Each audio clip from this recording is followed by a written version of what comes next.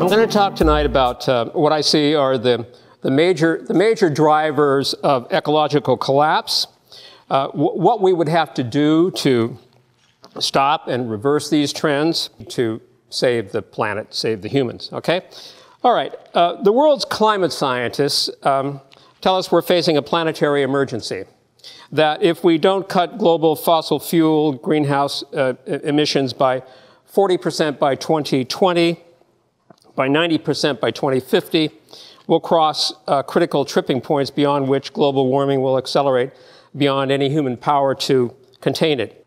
Yet for all the climate summits, the promises of voluntary restraint, the carbon trading and carbon taxes, the growth of CO2 emissions and atmospheric concentrations has not just been relentless, it's been accelerating. In the 1960s, in the early 1960s, CO2 parts per million concentrations in the atmosphere grew by about 0.7 parts per million per year. In recent decades, since the industrialization of China, the growth rate has tripled to 2.1 parts per million per year. In 2013, they jumped to 2.74 parts per million per year, the biggest increase since scientists began monitoring in 1958. This has sent climate scientists into a tailspin of depression. And it's not just climate scientists, but mainstream scientific organizations, the World Bank. The World Bank in 2012 warned that we could be headed for a 4 degree centigrade warming by the 2060s. Last year, the International Energy Agency, which is a completely mainstream energy, just tracks energy usage, warned that we could be headed even for 6 degrees. Last week, the American Academy for the Advancement of Science, that's America's premier scientific organization, in a rare intervention of the public warned that sudden systemic changes could lie ahead, such as large-scale collapse of Antarctic and Greenland ice sheets, collapse of part of the Gulf Stream, loss of the Amazon rainforest, die-off of coral reefs, and mass extinctions, and so forth. The risk of abrupt, unpredictable, potentially irreversible changes in the Earth's climate system with massive disruptive impacts, and so on. This is the most conservative mainstream environment. You know, 20 years ago, when I was writing about environmental stuff, I mean, we were extremists. Environmentalists were crazy, radical extremists. Now you have the most conservative mainstream mainstream scientific organizations telling us, hello, time to do something here. 4 degrees might not seem like much, but make no mistake, such an increase will be catastrophic for our species and for most others. Humans have never experienced a rise of 4 degrees in average temperatures, but our ancestors experienced a 4-degree cooler world, and that was in the Wisconsin Ice Age, when the world looked like this, and where we're standing and sitting right now was under 2 miles of ice. A 4-degree warmer world would look like this. The last time temperatures were 4 degrees warmer was the Pliocene 3 million years ago. Needless to say, this was not where we want to go.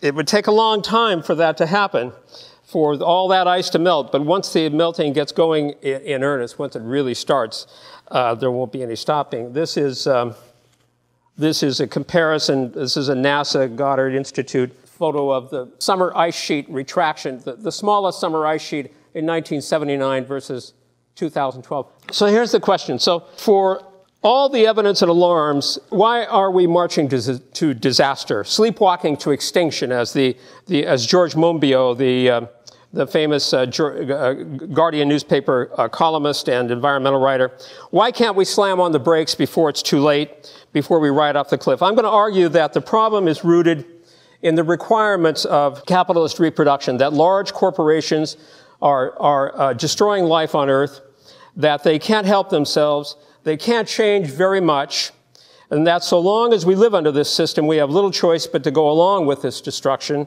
to keep pouring on the gas instead of slamming on the brakes, and that the only alternative, impossible and crazy as this may seem at the moment, is to overthrow this global economic system and all of the governments of the 1% that prop it up and replace them with a global economic democracy, a radical bottom-up political democracy, an eco-socialist civilization. I'm going to make my case in the form of 6 theses, and here they are. Okay, first, capitalism is overwhelmingly the main driver of planetary ecological collapse. It's not population increase. Population increase is not insignificant, but from 1950 to 2000, the global human population increased by about 2.5 times, a little bit more. But the consumption of resources multiplied by 6-fold on average. Many things like bauxite for aluminum and other things multiplied, like and energy use multiplied 12 to 15 times. So there's been just an exponential increase in resource consumption and pollution in relation to the in comparison to the population increase. It's not nothing, but it's clearly the economic system that's the main driver here, not just population. Okay, so why is that? Well, the argument that I want to say is that corporations aren't necessarily evil, though many are diabolically evil. You have a few of them locally here, you know. But they can't help themselves. They're just doing what they're supposed to do. Corporations aren't responsible to society. They're responsible to shareholders. So Enbridge can't help but destroy the boreal forest of Alberta to plunder the tar sands and cook the climate. That's what shareholders expect. China National Petroleum, Canuck spent $15 billion to buy Calgary-based Nexen to join in this pillage because in its race to emulate American-style consumerism, China's built the largest car market in the world, this in a country with almost no oil. So they need it. IKEA can't help but level the forests of Siberia and Malaysia to feed the Chinese mills building its disposable furniture to sell to all of us. Apple can't help it if the cost of extracting rare earths and such minerals to make the millions of new iThings each year is the destruction of the Eastern Congo, violence, rape, slavery, forced induction of child soldiers, pygmies, and other Congolese, along with poisoning local waterways. Monsanto and DuPont and Syngenta and Bayer Crop Science have no choice but to wipe out bees and butterflies, small farmers, and extinguish crop diversity to secure their grip on the world's food supply while drenching the planet with their hideous Roundups and atrazines and neonicotinoids. These are the ways in which corporations are wiping out life on Earth in the course of a routine business day. In Adam Smith's day, when the first factories and mills produced crude tools and glass bottles and rolls of cloth by the thousands, capitalist freedom to make whatever they wanted didn't much matter because they didn't have much impact on the planet. Their factories were small and there weren't very many of them, and they didn't have a huge impact. But today, when huge corporations produce everything in the millions and billions, and then they trash it all tomorrow and reproduce it all the next day, when the planet's looted and polluted to support all this frantic and senseless growth, it matters a lot. That's the first point. Secondly, solutions to the ecological crisis are blindingly obvious, but we can't take the obvious steps to prevent ecological collapse today because if we do that, we'd all be out of work tomorrow. We all know what we have to do. We need to suppress greenhouse gas emissions, to stop the overconsumption of natural resources, to stop toxic pollution, to stop producing waste that can't be recycled by nature. Mostly, we just have to stop what we're doing. We don't need any big technical revolutions for this. We just need to stop the overconsumption, overdriving of nature. But we can't stop because we're all dependent on an economic system in which companies have to grow, to compete, and because we all need the jobs. James Hansen, the world's foremost climate scientist, said we face a planetary emergency. He said that to save the humans, coal emissions must be phased out as rapidly as possible or global climate disasters will be a dead certainty. Yes, coal, oil, gas, most fossil fuels must be left in the ground. That's the explicit message that the science provides. And this is Dr. Hansen testifying before Congress a few years ago, but he doesn't look like that much anymore because he looks like this nowadays. He gets himself arrested. He quit his job at NASA. He said, I can't just keep doing the science. I've got to get out on the streets.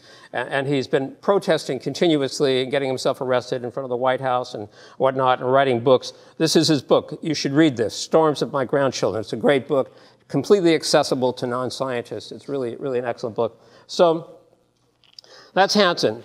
But the problem is, how can, the problem, it's one thing to say that the coal and the oil and the gas must be left in the ground. the oil, how's it go? The coal in the hole, the oil in the soil, and the gas under the grass. That's where it belongs, right? But you can't do that, and that has to translate into closing down companies and jobs being lost and industry being retrenched and closed. Well, our Athabasca and Enbridge and Nexit and Kinder Morgan and TransCanada, are they going to go to their shareholders and say, sorry, but because we have to save the humans, we have to close down operations here, and so your stocks are worthless, and we have to lay all the workers off and go out of business? Is that going to happen? Probably not too likely, right? Okay, so they can't. So, moreover, it's not just the fossil fuel producers. It's not just the fossil fuel industry. It's the whole of our industrial structure. This is a flow chart of where the CO2 emissions come from, and I tabulated it here in a table for you so you can see. I did this because environmentalists, many environmentalists like Bill McKibben, many environmentalists talk as if, well, if we just closed down the coal-fired power plants and oil-fired power plants and replaced them with solar panels and windmills and water power, that kind of thing, that would solve most of the, people have the impression, they give you the impression that would solve most of the ecological crisis we faced, and then we could kind of carry on life more or less normally. Well, as you can see from this chart, that's very far from the truth. Of the emissions that are produced, the greenhouse gas emissions under energy generation, electricity produced, that's those fossil fuel, that's those coal-fired power plants in China and so forth. Around the world, energy generation produces just 17% of greenhouse gas emissions, okay? It's higher in the United States, about 29%. It's almost nothing in France because they have nuclear power. So there's certain variation. But overall, over the whole planet, electricity generation is only 17%, okay? Heating is about 5%, and then a few miscellaneous things there. Industry produces 14.7%. Transportation, 14.3%. Agriculture, that's agribusiness, especially synthetic fertilizers made from natural gas, produces 13.8%. Land use changes, that's deforestation in the main. That's a major thing there. That's 12.2%. So those are the major producers of greenhouse gas emission. So you can see the first thing about that table is to see that even if we replaced every fossil fuel powered electric generating plant in the world with solar, wind, or water tomorrow, this would only reduce the greenhouse emissions by less than 20%.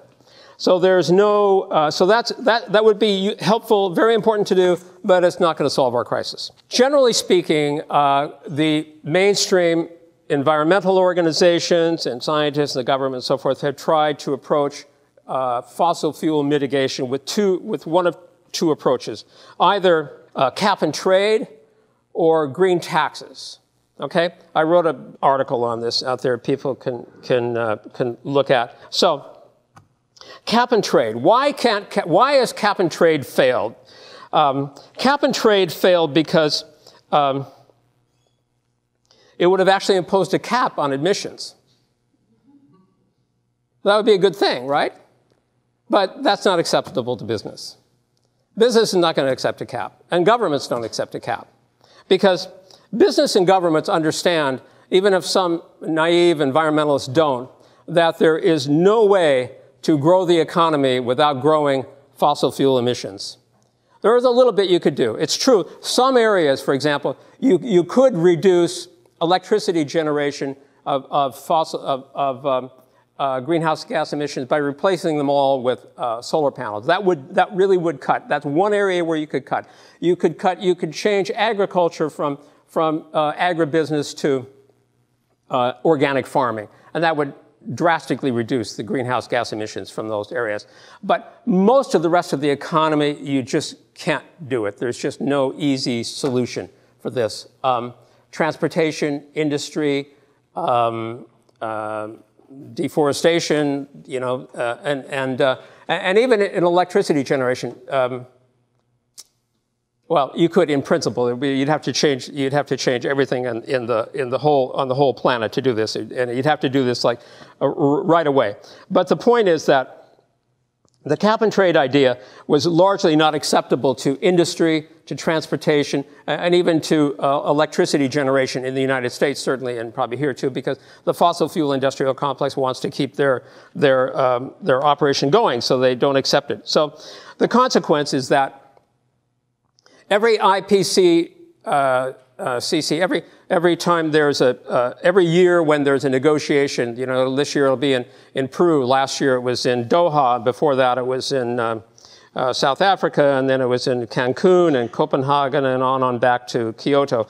Every one of these negotiating sessions has broken down in rancor and failed to adopt any fixed cap on emissions. No government on the planet will accept this. No major capitalist government on the planet will accept this, because they know that for their economies, the priority has to be growth and not emissions reduction. So they've all failed.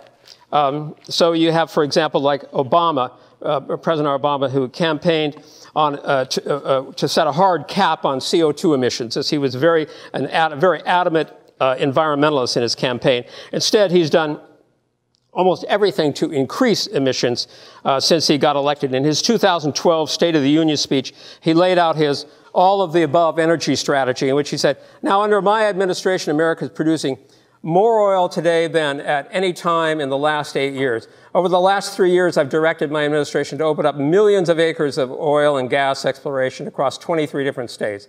We're drilling everywhere. We're opening up more than 75% of our potential oil resources offshore. We've quadrupled the number of operating rigs to a record high. We've added new oil and gas pipeline enough to encircle the earth and then some. This is what we have for environmental presidents in our country, you know, right? Okay, so the point about cap and trade is that no country and no capitalist government and no corporations are going to accept a cap on emissions. So those efforts to impose cap and trade have failed across the board universally. I went through a whole bunch of cases. If you look at my paper, you'll see, like, for, you know, Europe and so on and so forth. So that's the first thing. The second approach has been, and Hansen says in his book, he says, okay, well, cap and trade has failed, but let's try carbon taxes. Because if we put a tax on carbon, then it will make it more expensive. You know, you put a tax on gasoline or oil or coal or whatnot, and it'll make it more expensive, and therefore people will try to get off it and get onto something else and not consume these fossil fuels. Well, the problem with carbon taxes is they can't work either, because they don't cap emissions. That's the problem. That's why fossil fuel executives, not to mention the rest of industry, but Rex Tillerson, the CEO of ExxonMobil, that's the largest oil company in the world, and Paul Anderson, CEO of Duke Energy, that's the largest public utility in America, support carbon taxes. Last week, BP, that used to be British Petroleum, said, tax me too. Well, why is it that the biggest fossil fuel industries in the world would want a carbon tax? Industries are not in favor of taxes ordinarily, right? But they're not dumb. These people are not fools. They can see that there's a worse solution out there, like my solution, which is to close them down and expropriate them and close them down. That's not on anybody's agenda yet, but they can see the threat coming, because they can see the protest, they can see what's coming down the line. And what they want to do is get out ahead of the game and get a tax applied on them so they can seem like good citizens. But the most important thing about it, from their point of view, is that a tax is not a cap. You see, a tax, they understand that a carbon tax would just add something to the cost of doing business. A carbon tax would just be a line item like sales tax or any other expense they've had, and it won't pose any limit, no cap on growth. They can pass it off to the consumer by and large. Exxon, in its report last year, ExxonMobil predicts that tax or no tax, By 2040, global demand for energy is going to grow by 35%, 65% in the developing world, and nearly all of this is going to be supplied by fossil fuels. They are going to make a bundle. ExxonMobil is not looking to leave the oil in the soil as a favor to James Hansen or Bill McKibben or the humans. ExxonMobil is looking to burn it all, pump it, and burn it all as fast as possible to enrich its shareholders, as are Enbridge and the rest. So at the end of the day, when all is said and done, the only way to cut fossil fuel emissions by 90% by 2050 is to impose a massive emergency contraction, shut down and or drastically retrench not just fossil fuel production and fossil fuel powered power plants, but all the industries unavoidably the transportations of the other industries that are dependent on them. The auto companies, airplane manufacturers, airlines, container shipping, cruise lines, construction chemicals, pharmaceuticals, synthetic fibers, agribusiness, lumber, and many others. That's the reality we have to face. That's what it would take to really suppress global emissions. We would have to dramatically cut back. Now, that doesn't mean that we have to go live in log cabins and ride horses and that kind of thing.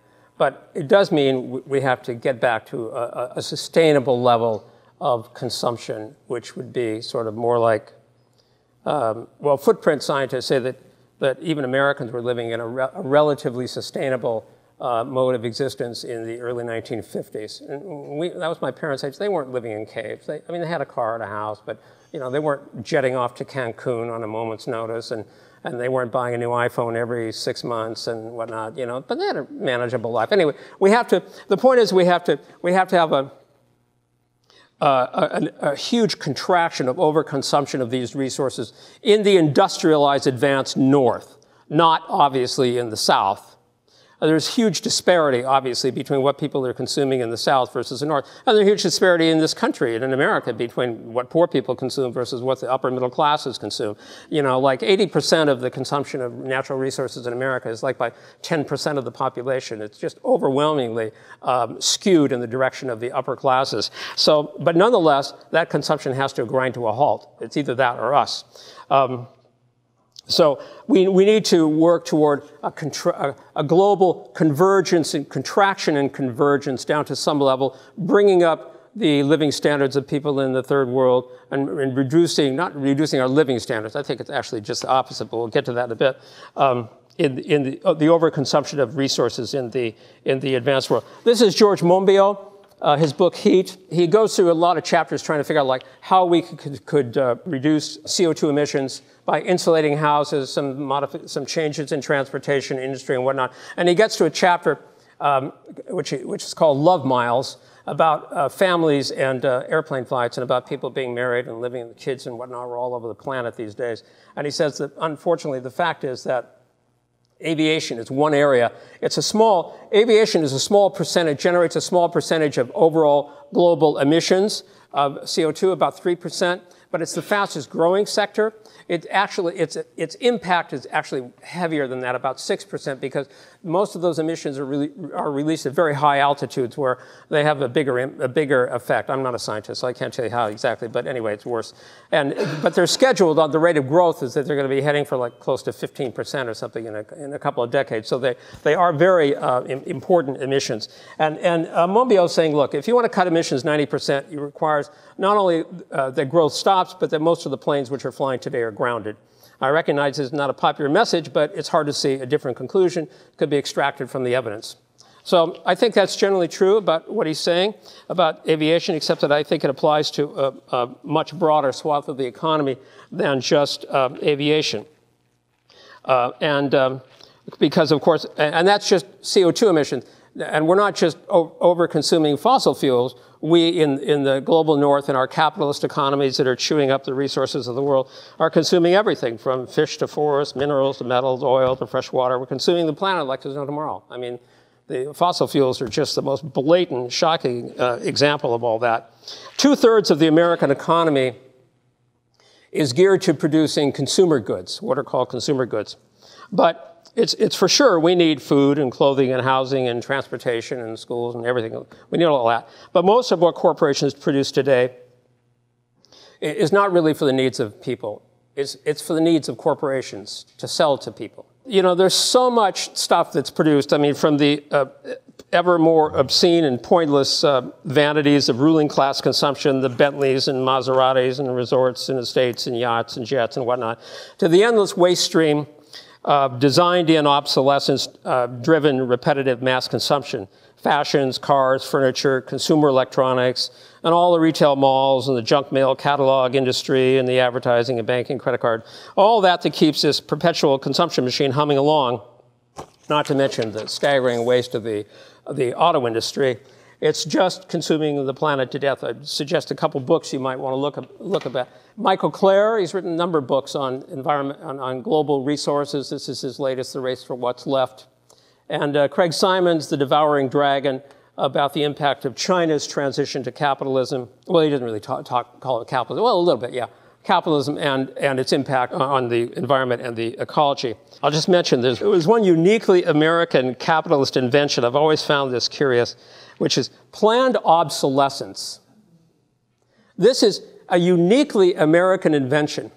But what's interesting about this invention, you know, getting you to see that you need to, creating an economy in which you're sold an iPhone, and then 6 months later you need a new iPhone 6, you know, and then you need an iPad. That's not enough, you know. iPhone was the biggest seller for Apple. They made a bundle on that, but hey, that wasn't enough. The next year, the shareholders wanted something more. That's not good enough. What are you doing this year? So they came out with the iPad. Okay, the iPad, all right. And then there's glass, and then you got to have smart watches, and then self-driving cars, and on and on and on. You know, if there were just like 500 million of us on this planet, we could probably all live like Louis XIV, you know.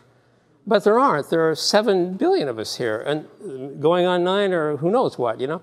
And we live on a finite planet, so we just can't keep consuming resources like this. It's just got to stop.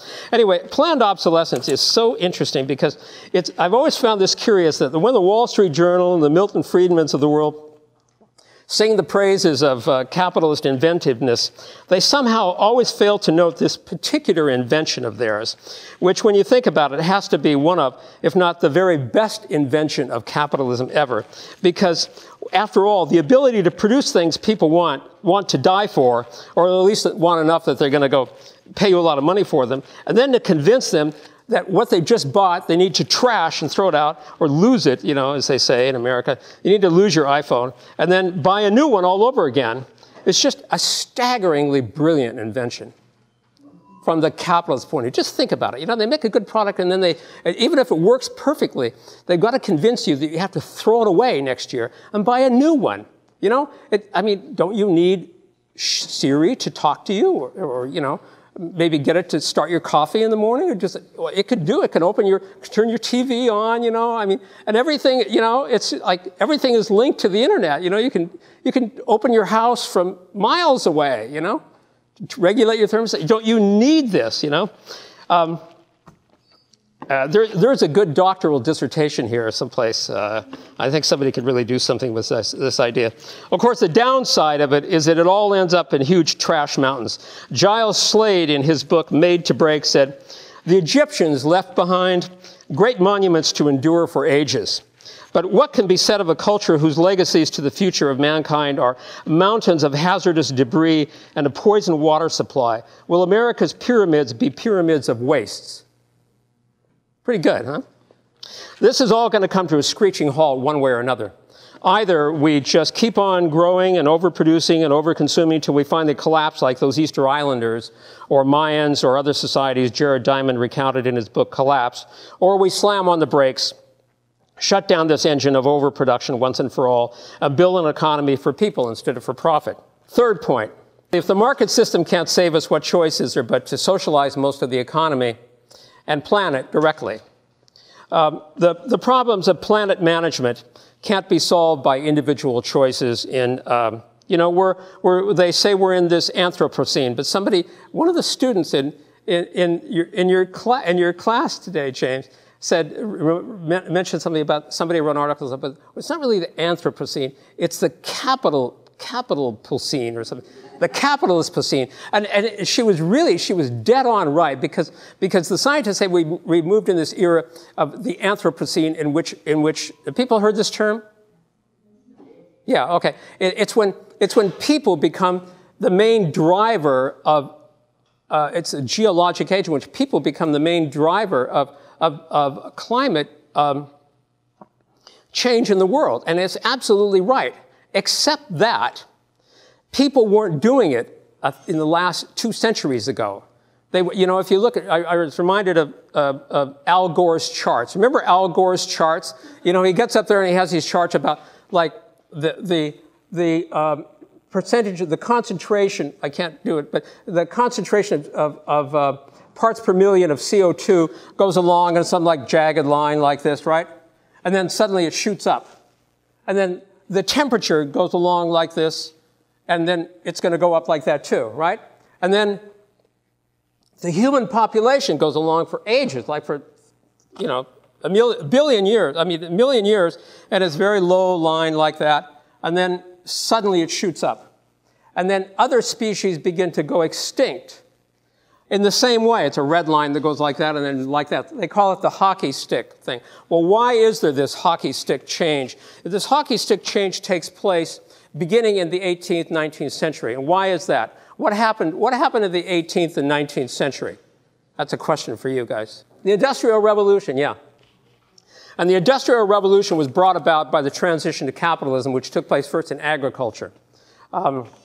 You had the development of the overthrow of feudalism, the transition to capitalism in farming, where the peasants were cleared off the land, like in England, the land was enclosed, and you had the construction of a new system of capitalist farmers hiring wage labor, and all these self-sufficient peasants were cleared off the land. Because for all of human history, up to the 16th, 17th, 18th century, people lived in societies in which they were largely self-sufficient. They produced their own food, they made their own clothes, they built their own houses, they made most of their own tools. And so it carried on like that for eons of time until feudalism collapsed and you had the transition to capitalism and agriculture beginning in the 15th, 16th century, and then really taking off in the 17th century with greater specialization in farming, where they enclosed these small self-sufficient farms and made big farms. So in England, they turned all these little peasant farms into sheepfolds or wheat farms, and they produced a single commodity in which they sold on the market, okay? Instead of just growing all their own food and making all this stuff, they specialized according to their comparative advantage, so to speak, as Ricardo spelled out in the 19th century. Ricardo, the economist, and Adam Smith also talked about this. So the point was, once you got this kind of specialization of production and sales on the market, once you got this market dynamic going in which producers have to sell on the market, they're dependent on the market, then it's in their interest to compete. They need to innovate, to cut costs, to bring in technology, and in a word, to develop the forces of production. Okay? And so it was the people follow this? So like peasant self-sufficiency, they went on for centuries, not much changed, because they didn't have to specialize. They grew all their own food, right? But once you had these producers who are making, like, if you're growing wheat and you're an inefficient, you happen to be an inefficient producer of wheat, and you come to the market and you want to sell your wheat for the same price as the guy who's an efficient producer of wheat, you're not going to be able to survive in the marketplace. So there's tremendous pressure in a market system to compete, to cut costs, to bring in innovation, develop. That's how we got where we are, because this incredible revolution, capitalist revolution of technology. I had this wonderful quote from Karl Marx, which I have on here someplace, but I cut it out to save time. I'm still getting off the topic and spending too much time on this, but it's really interesting. So once you had that and you got the Industrial Revolution, then you had higher rates of productivity as industry began to feed back to agriculture to give them better tools, and then mills to process mills to process cloth and turn wool and flax into fabric and to sell all this in the world market. Then you got tremendous growth in productivity and a self-reinforcing takeoff into sustained growth, as the economists call it, okay? And that was the 18th, 19th, 20th century, and that's why all those hockey stick curves happen like that, because they all take off. More productivity means more food for people so the population can grow, right? But more productivity means burning more coal and oil, and that means more CO2 emissions, right? And people expand more and more over the surface of the earth as there are more and more people now. It was like 1 billion people in the 18th century, and then in the middle of the 19th century, 2 billion people, and then shoots up to, just a vertical ascent. 4, 5, 6 billion people, because productivity allows us to feed more people and we spread over the planet. And as we do so, we drive all those other species to the margin. Either we're eating them or we're killing them or we're taking away their habitat. So we're driving all these species out. So that's the logic of capitalist development. Well, what can we do? This is what we'd have to do to save the humans. This is what Richard Smith says we'd have to do to save the humans. Okay, so, but I think I didn't make this stuff up myself. I take this from other people who've thought this up. Okay, so first thing we'd have to put the brakes on out of control growth in the north. Retrench, shut down all these industries, resource hogging, wasteful, redundant, polluting industries. Can you guys read this? Okay. Okay, we would have to degrow. People ever heard of degrowth? Kind of an odd term, but in America there's a steady state school of ecological economics, and in Europe there's a degrowth school. We do have to degrow some industries, but not the whole economy. We have to degrow a lot of industries, but not the whole economy. And deindustrialize to a certain extent. I'm going to say that we do need to deindustrialize certain things. It's just too much stuff. Just because you can do it doesn't mean you necessarily should do it. For example, nuclear power. We can build nuclear power plants to power the world, right? Should we do this? This is completely crazy. I mean, this is so crazy. It's so risky. And to imagine that China should go nuclear for electricity generation is just so insane. 6 bridges fell down in China last year. Trains crash, buildings topple over, because you have the worst combination in the world there. You have the combination of Stalinism and capitalism. I mean, you just have the worst of both worlds. It's just awful. I could talk for hours about that, but I won't. Okay, so you need to put the brakes on growth. You need to rapidly affect a global contraction and convergence on a per capita basis. Okay. By shifting resources out of useless and harmful, destructive junk production like we do here in this country, and building the basic infrastructure in the third world. Mostly, it's not so much we need to give money to the third world. We don't really need to give them any money. What we need to do is stop stealing things from them. They have the Congo. Thank you. In an article I have out there in Green Capitalism, there's a picture of this kid digging in the muck of the Ituri rainforest. I used to work there a long time ago. It was a different life. In the Ituri rainforest in the northeast Congo, it's the Pygmy tribal area. And these kids are, teenagers, they're digging around in the muck to get what? Digging for coltran. Anybody ever hear what coltran? Coltran is a rare earth. It's in every single phone in your pocket. It's a very crucial little mineral that's necessary for iPhones and all kinds of electronic, specialist electronic devices, okay? And it comes from the mud in the Ituri rainforest of the eastern Congo. Okay, but the cost of that is hideous. It's just hideous. Not just ripping up the mud and destroying the Ituri rainforest and the habitat of the pygmies and all their beautiful animals and whatnot around there, but rape and pillage and enslavement. That's what's going on there. It's really horrific. I have a quote from a guy a Congolese journalist in my paper there. You should read it, about what it's done to kids there. It's hideous. So we need to stop that. If we stop that, the Congo is arguably the richest country in the world in terms of natural resources. People in the Congo have to eat every other day. It's shocking. It's just shocking. In Kinshasa, the capital of the Congo, they have a term for it. It's called délestage. Anyone here speak French? What it's used for in the Congo, it means skipping a day. What happens is the power plants break down. Okay, they don't have enough electricity generation to go over the whole town of Kinshasa. So one neighborhood is blacked out for a bit, and then another neighborhood is blacked out for a bit, and another neighborhood is blacked out for a bit. So they try to get, like, each neighborhood a few hours of electricity per day, right? Because they don't have enough generating capacity for the whole city, right? They call that, that's what they do, that's what they call food. And so I have this quote from an article in the New York Times about these families in Kinshasa where the parents eat on one day and the kids eat the next day, and then the other way around. This is in a country with the richest natural resources in the world, and our corporations are just raping this country, pillaging it brutally. And these people are starving to death in their own country. I mean, I don't know why these people aren't just just not enough guillotines from my standpoint. It's just really, you know, the ruling class in this world is so appalling, so disgusting.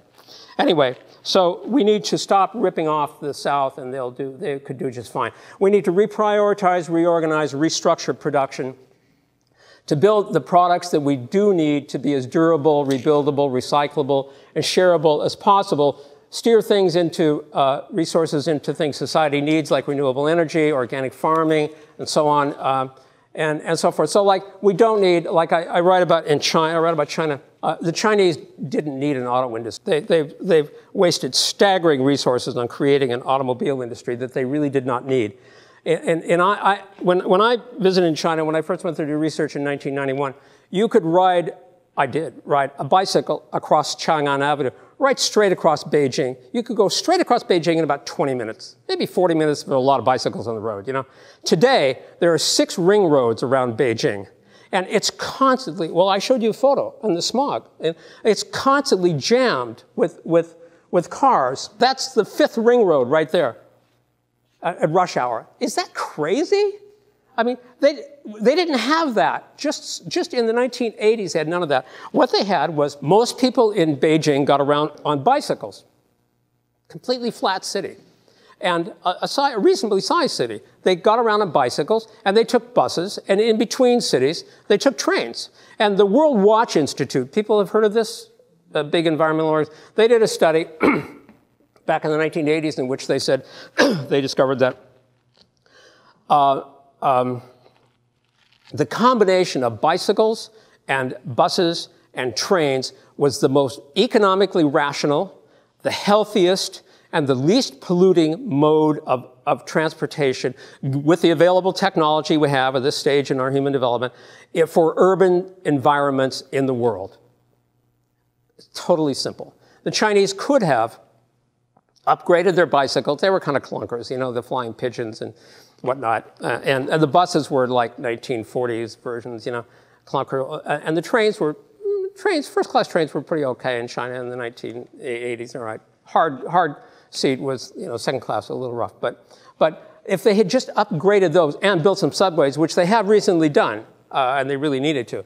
But instead, in the 1980s and 90s, they decided they were going to pursue a capitalist strategy of commodification and build a consumer society.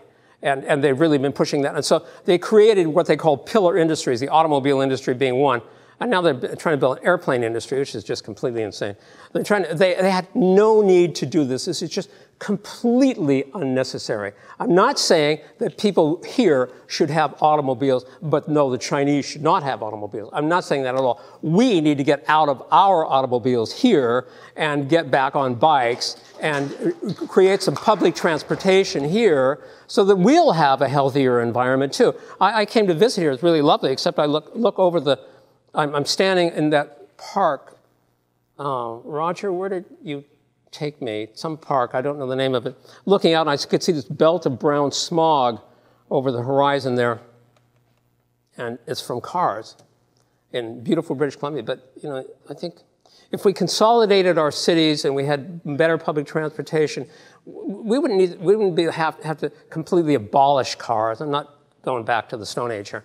But we just don't need to use them as much as we do now, or have as many of them, or have an industry that replaces them all the time. You know, I would argue that the most environmental automobiles in the world today are not those Toyota Priuses. The most environmental automobiles in the world today are those old Fords and Oldsmobiles and whatnot that are cruising around the streets of Havana. Now, why would I say that? They get terrible mileage, right? They actually don't get worse mileage than the current American behemoths like America's. These things get like 9 miles to the gallon. You know, American cars, those cars were twice the weight of cars of the land yachts, like in America in the 1950s, the Cadillacs and Chryslers and stuff. They're huge, gigantic things. I live in New York City. They're just all over the place. I mean, I see like little ladies, you know, getting to these humongous Cadillac Escalades. Lady, why do you need to do this? Lady next door to me, why do you do this? You know, where do you go? You need to get in this humongous thing to get there, you know? Anyway, why do I say that? I say that because you see, there was a study which I cited in one of my papers that said that it's really interesting about automobiles that the bulk of the pollution coming from automobiles, a life cycle study. You have to take the whole life cycle of the automobile. The bulk of the pollution from automobiles, 60% of it comes from the manufacture of the automobile before it ever leaves the showroom. All the minerals that go into it, the steel, the aluminum, the glass, the oil, the plastic, the rubber, all the raw materials that go into the production of a car and all the manufacturing processes to produce that produces many, many kinds of and much more pollution than will ever come out of the tailpipe of the car in your average 10-year car's lifespan. And then another 10% is produced in the destruction of the car when it's towed away to the junkyard and smashed, right? That's another 10%. Only 30% of the pollution from the car comes out of the tailpipe. So even if you got rid of all of those gasoline-powered cars and replace them with millions of new electric cars, and there are a whole bunch of problems with electric cars. I think electric cars are even more polluting. That would only save 30% of the pollution. In fact, you would, if you keep on producing cars, the point is you just can't be producing tens of millions, hundreds of millions of new cars every year, because that's the problem. What you need to have is cars that can be made simply, can be rebuildable, like my old 62 Volkswagen Beetle that could be endlessly rebuilt, and you know the parts are inexpensive, simple, do-it-yourself. You need cars like, to the extent that you need cars like that. You don't need cars like these incredibly over-accessorized, you know, heated steering wheels and God knows what, you know, American cars. It's just obscene. So we need to devise a rational means to approaches to waste and toxics. I talked about that in my Beyond Growth article. And lastly, we need guaranteed employment at equal pay for workers displaced by closures. Because if you're going to shut down or retrench industries, then you have to provide those workers, those skilled people. You know, you can't say to people, your industry, you know, I'm sorry, but your industry is destroying the world. We have to close your industry, and you have to go out and starve. I mean, you know, they're not going to want to hear that. It's not fair to them, and they need the work like we need the work. So you have to have a society that provides jobs for people doing something else. There are many other things we need to do in this society. We need health care. Well, American society, we need, you guys, you have it better here. You know, we don't have luxuries like healthcare in America, at least nothing anybody can afford. But we need healthcare, we need better schools, we need resources put into all kinds of things, environmental remediation, quality housing for people, just many things could be made less, public transportation could be made in less polluting ways. We need all of those. So there's plenty of work for people to do, but a society has to provide jobs for those people. It's not enough to just give them like unemployment check and some few weeks training and tell your coal miners to, well, you know, go learn to be a computer jockey. You know, that's not going to do it. You won't get their support for the kind of radical changes we need to make to save the planet. Okay, so, well, if that's what we have to do to save the planet, then what kind of society do we have to have to do that? I'm going to argue that we need to basically nationalize most of these big industries in large, for some of them, like the oil companies, coal companies, we just basically need to shut them down. ExxonMobil, we don't shut down every oil company, but much of them, maybe most of them really, if Hanson's right, and I don't think there's any, the World Bank thinks he's right, all these people, if Hanson's right, if we do need to really dramatically get off fossil fuels, then we have to stop producing it, which means we have to make the companies that are producing it stop producing it. It means we have to close them down. So the only way you can do that is to nationalize them or socialize them. And then if you're going to do that, of course, you have to give people jobs. So I don't see any alternative but to nationalize Athabasca or Nexen or TransCanada and close them down. So society would have to do that. I don't see any need, though, having said that, I don't see any need to nationalize family farms and mom and pop restaurants and farmers markets and artisans and groceries and bakeries and local, repair shops and workers' co-ops and the like. Small businesses are not destroying the world. But big corporations are destroying the world. They're out of control. They're too big. They have too big a scale, too big a technology. They have the capacity. ExxonMobil, these companies have the capacity to melt the polar ice caps. You have huge, I had this great slide. I had this huge picture of a fishing net. I should have saved it. I have it, but technically, a gigantic fishing net. I'll just describe it. It's a huge fishing net. And this is a while ago, like 1993. And I have this picture. It shows this, it's from the New York Times, a big picture. It shows this big fishing net shaped like this, right? And it has these dozens of things in the net, a dozen big things in the net. But the big things are not fish. They're 747s. There's like a dozen of them in the maw of this fishing net. Like 12 747s could be stacked in the opening of this fishing net, which just shows you the scale of the rapine of the oceans. Is it any wonder there are no fish left in the oceans? And this is a photograph from 1993. The fishing nets are much bigger today, just miles wide and huge. What fish has a chance out there, So we have to stop that.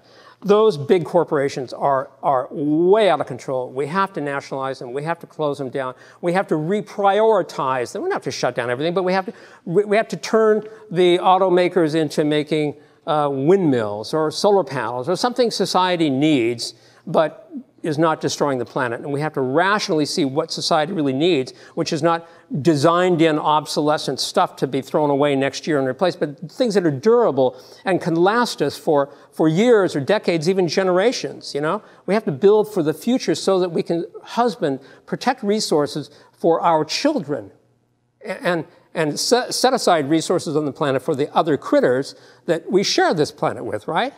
Okay, so fourth point, planning can only work for the common good if it's democratic. Okay? Solar or oil frack the planet to work our way off fossil fuels, drench the world's farms with toxic pesticides, or return to organic farming, public transportation, or private cars as the mainstay. Let's put these questions up for a vote. Shouldn't everyone have a say in decisions that affect them all? Isn't that the essential idea of democracy?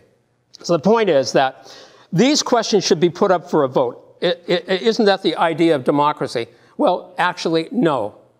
Because the idea of capitalist democracy is that the economy is off the table. That's a completely private decision of private investors and owners and CEOs. That's not your decision. Your decision is to go vote for some bozo every 2 years or 4 years who represents them, and you can choose for this set of bozos or that set of bozos, and they all represent the same corporate interest, and they will screw you no matter what. So that's what democracy is in capitalism, to put it crudely.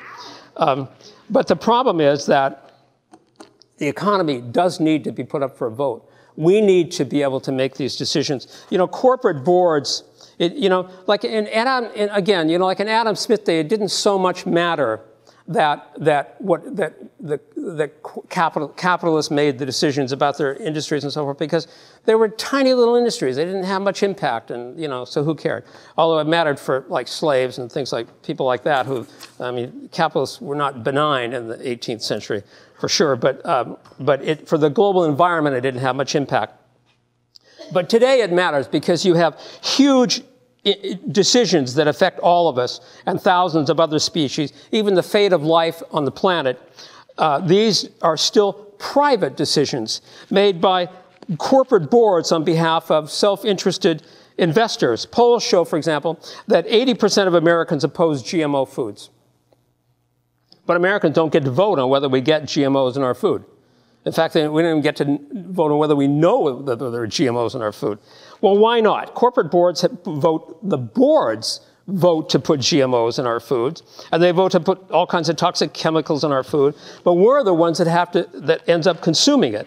So why don't we get to vote on these decisions? Why don't we don't have to be experts to make such decisions. Corporate boards aren't composed of experts. George Bush was on a corporate board before he became president. He didn't have to know anything about either one of those jobs, you know. He was a rich guy, you know, so he got on a board, you know. The corporate boards are made up of big shareholders, big investors. They're not experts. They hire experts to to figure out how to implement the decisions they make. So my question is, why can't we hire experts to figure out what decision we want to make about the economy? Corporations have no crystal ball or super expertise. So what we'd have to do is we'd have to establish democratic institutions in society to plan and manage our social economy. We'd have to have planning boards at local levels, regional levels, national, continental, international levels. These would have to include whole communities, consumers, farmers, workers, everyone, not just technicians, not just any single group. We have computers. Larry Schmidt says that by 2020 the whole world will be on computers. So why couldn't we register these kinds of votes instantaneously? Why can't we have a free discussion? Debates about positions pro and con for cars or against cars. Have a discussion and have a vote on these. Obviously, many issues can be decided at local levels. Others, like closing down the coal industry or repurposing the auto industry, require larger scale planning. Global warming, ocean acidification, deforestation, these require extensive international cooperation and really, in effect, global planning. That's manageable. And we have the UN Climate Convention, which meets annually, as I mentioned, and is supposed to be charged with regulating global greenhouse gas emissions, but it doesn't have any enforcement powers. Well, it needs some enforcement powers. It needs to be able to say to American auto producers, no, you can't produce these big behemoths. You're killing the planet. So figure it out. Make small cars or don't make cars, but you can't do that anymore. So you need to have different levels of democracy and delegated authority, with right of recall for higher levels for representation.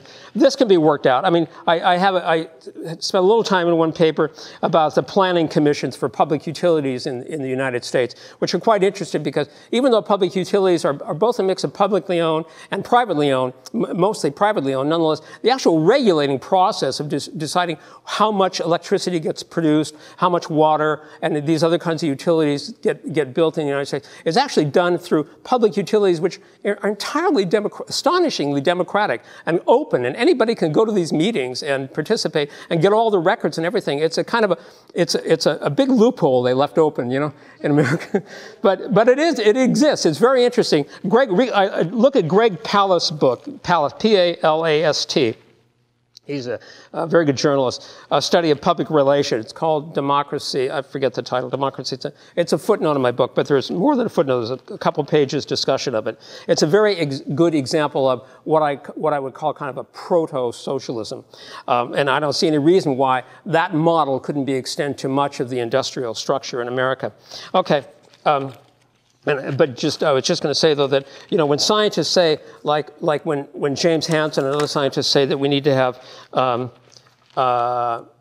we need to hold CO2 emissions to 350 parts per million over the planet, isn't that in effect calling for essentially kind of a one world government on that? Like global responsibility, taking responsibility for the planet. That's kind of what we have to do. That's the Anthropocene part. We do need to do that. Okay? Fifth point. Democracy can only work in the context of rough socioeconomic equality. When in the midst of the Great Depression, the great Supreme Court Justice, Louis Brandeis, he was called the people's jurist, Louis Brandeis said, we can either have democracy in this country or we can have great wealth concentrated in the hands of a few, but we can't have both. He was more right than he thought, than he knew. Today we have by far the greatest concentration of wealth in history, so it's hardly surprising that we have the weakest and most corrupt democratic governments since the Gilded Age. If we want democracy, we would have to abolish the great wealth concentrated in the hands of a few. That means abolishing not just private property and the major means of production, but also extremes of income, exorbitant salaries, great property and inheritance, because at the end of the day, the only way to prevent corruption in democracy is to make it impossible for people to materially gain by being corrupt, which means by creating a society with neither rich nor poor, a society of basic economic equality in which we're kind of all in the middle economically. And so there's no way to get rich. I think that's the only answer. I think in my view, there's an intrinsic connection between planning and democracy and equality. I just don't think you can have a true democracy without equality. I mean, look at our country. Look at this country, you know, but look, our country is just ghastly. Just, you know, really. So does that mean we're all going to have to dress in blue Mao suits and dine in communal mess halls? I don't think so. Lots of studies. Wilkinson and Pickett's, I'll mention this book, The Spirit Level. Very good book.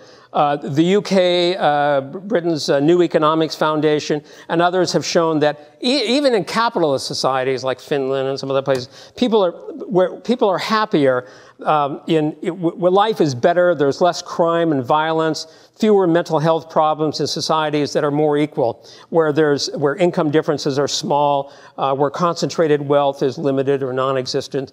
Gandhi was right in saying that there's more than enough wealth for man's needs, but there's never enough for some men's greed. And we don't have 5 planets to provide all the resources for every person on Earth to live like the consumerist lifestyle, like the Americans want or the Chinese think they want. But we have more than enough to provide every human being on the planet with safe water and sanitation, quality food, quality housing, great public education and transportation, great health care, all the authentic necessities that we really need. Does this mean sacrifice and austerity? Well, if as George Monbiot says, well, you know, that means we have to give up jetting off to Cancun and so forth on vacations, you know.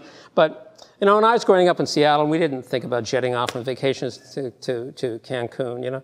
We went camping, you know, we went to the coast and the Olympic Peninsula. I came to Victoria.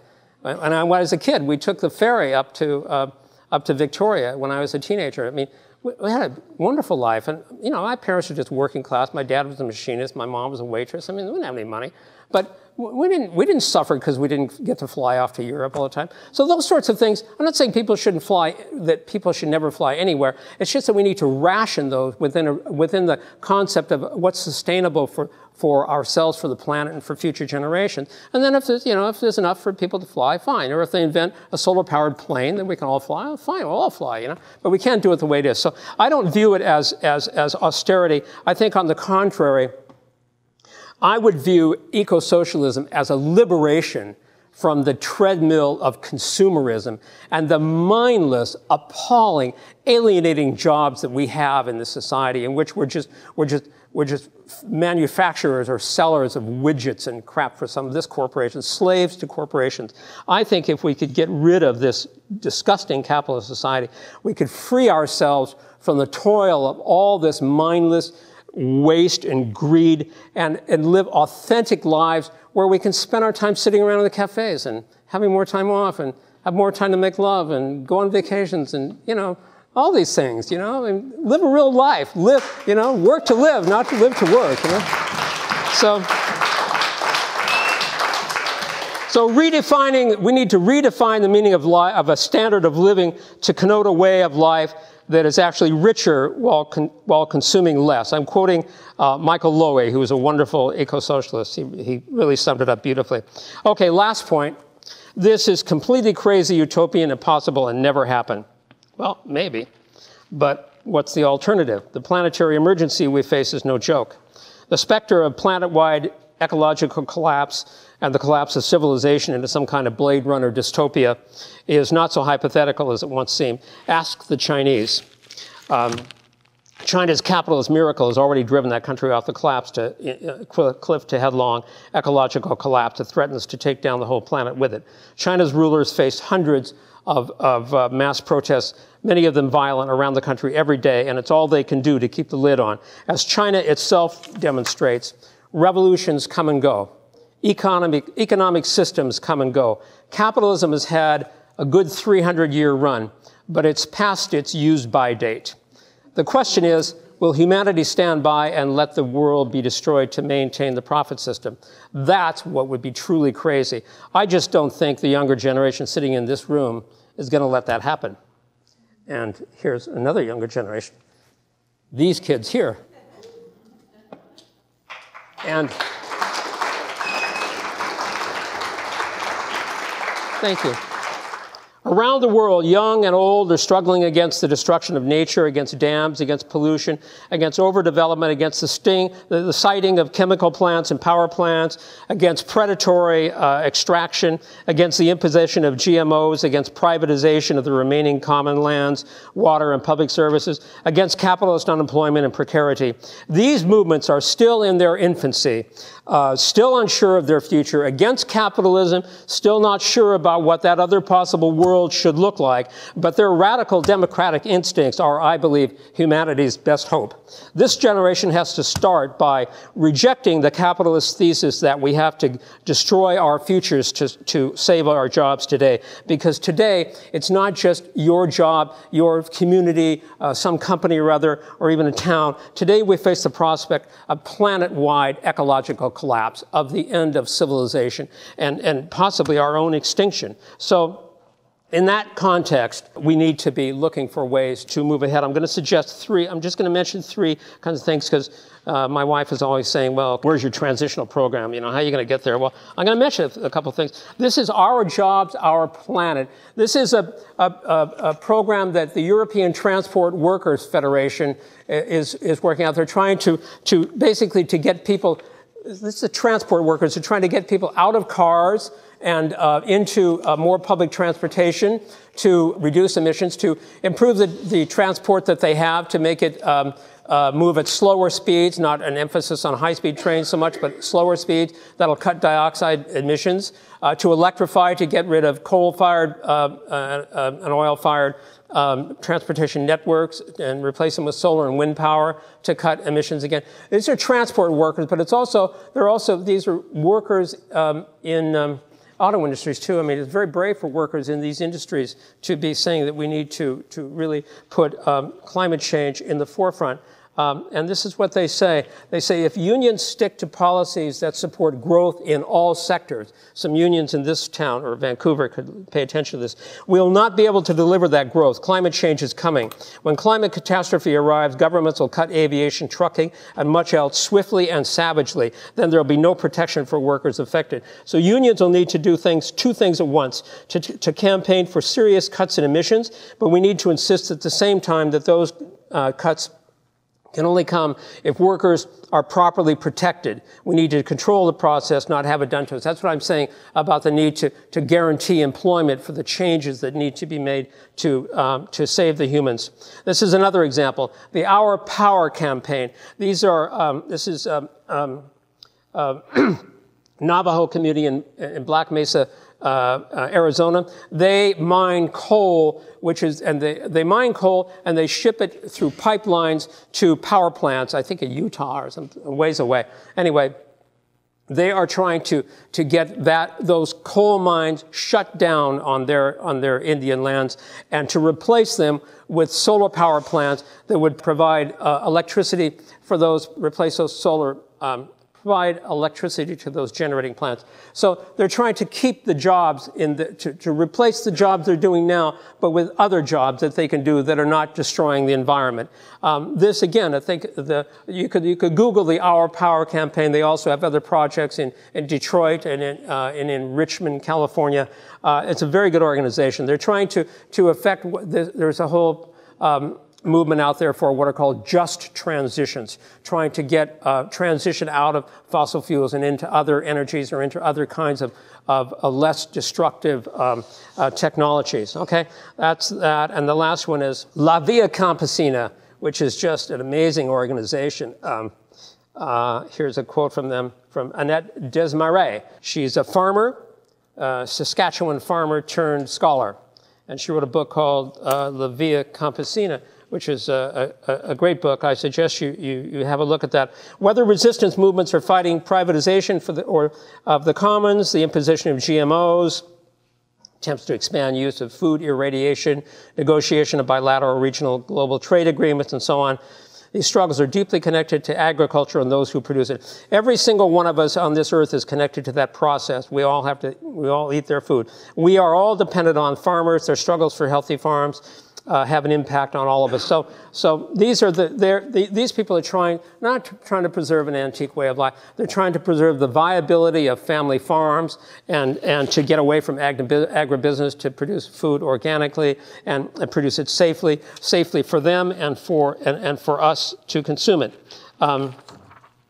So I cite these examples of what we might call kind of transitional struggles, but it's not, and so. Because we do need to mobilize, we need to be out there to block the trains, the pipelines, commit civil disobedience, get arrested like James Hansen, go to jail. We need many of us to do that. But it's not enough just to say no. We have to also couple that with demands for jobs for those people that we're saying that no to those industries we want to shut down. We have to couple that with demands for jobs for those very workers. And most importantly, we have to, as we wage these transitional struggles for a new world, we have to explain to those we work with why at the end of the day that there's no salvation in capitalism, that we have to completely overturn this disgusting social order and build a completely different kind of economy from the bottom up, an economy by the people, for the people. You can call it economic democracy or eco-socialism, whatever you like, but either we save capitalism or we save the humans. We can't save both. There's no doubt that closing the book on capitalism and building an eco-social civilization is the greatest challenge humanity has ever faced. We may fail, but I don't think so. Thank you.